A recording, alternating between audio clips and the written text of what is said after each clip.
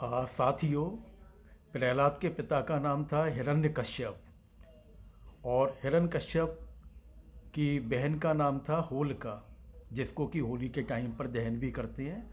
Basically ये होलिका दहन एक ये है कि बुराई को ख़त्म करने की बात है और इसमें और कोई भावना नहीं है। वीडियो को शुरू करने से पहले मेरी आपसे रिक्वेस्ट है कि कृपया आप मेरे इस चैनल को सब्सक्राइब करें। हाँ, तो हिरण्यकश्यप का मतलब है सोने में लिपटा हुआ। ये काफ़ी बलशाली था। इसने ब्रह्मा की तपस्या की थी। ब्रह्मा की तपस्या करके इसने कुछ ऐसे वर मांग लिए थे, ऐसे वरदान मांग लिए थे कि ये करीब करीब अमर हो गया था।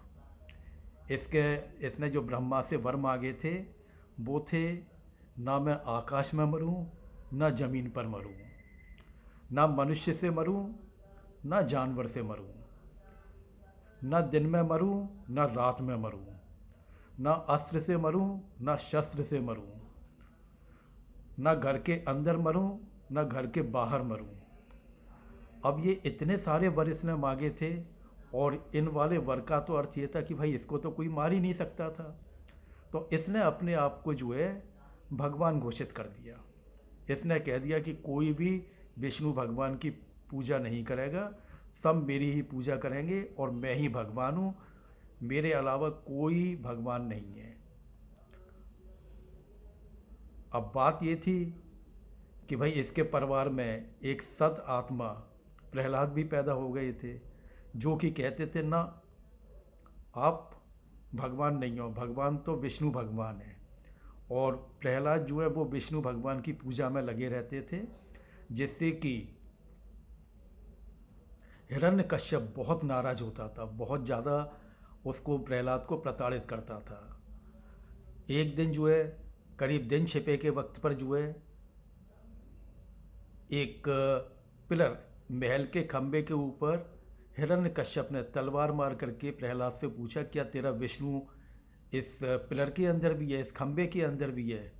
प्रहलाद ने कहा है इसमें भी है, विष्णु भगवान इसमें भी है। तो जैसे ही हिरण्यकश्यप ने जब तलवार मारी थी ना, वो खंबा फट गया और फट करके उसमें से विष्णु भगवान के अवतार नरसिंह निकले। और नरसिंह ने जो है हिरण्यकश्यप को ठोकर मार मार करके जो है महल के देहरी पर ले आए। देहरी पर बैठ करके उन्होंने जो है हिरण्यकश्यप को अपनी लैप में अपने घुटनों पर लिटा लिया।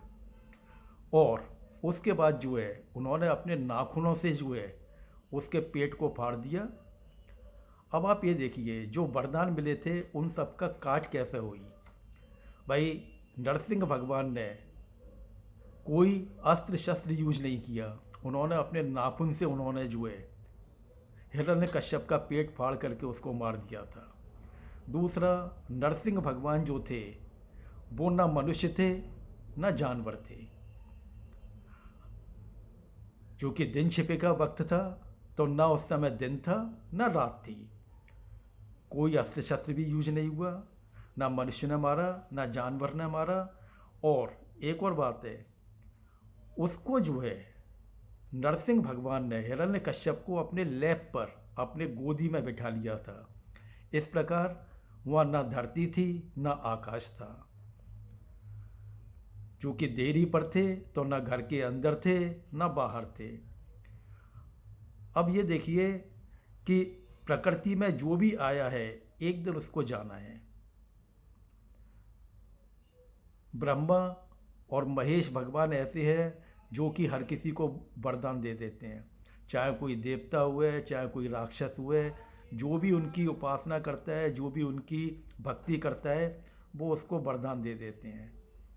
परंतु प्रकृति का नियम है कि भाई जिसको जो इस धरती पर आया है उसे एक दिन जाना पड़ेगा। इस प्रकार हिरण्यकश्यप का वध कर दिया। ये पूरी कहानी ये है। अंत में मेरी आपसे रिक्वेस्ट है कि कृपया आप मेरे इस चैनल को सब्सक्राइब करें। धन्यवाद।